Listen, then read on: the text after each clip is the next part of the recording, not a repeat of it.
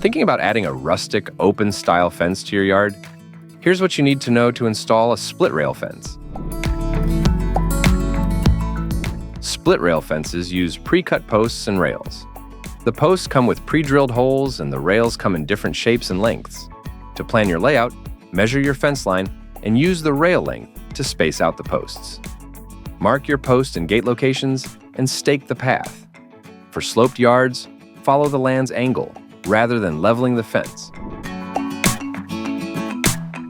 Leave at least 6-inch clearance under the lowest rail for mowing, and ensure 1/3 of the post gets buried underground.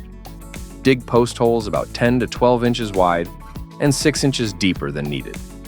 Backfill each hole with gravel for drainage. Install the end posts first. Then, set each line post and insert the rails into the posts. Check the spacing and fit as you go. After inserting rails, fill in the post holes with soil and tamp firmly. Recheck each post and make any necessary adjustments. A split rail fence isn't just about marking space. It adds rustic charm to your yard. With the right prep and some weekend effort, it's a project that will transform your property.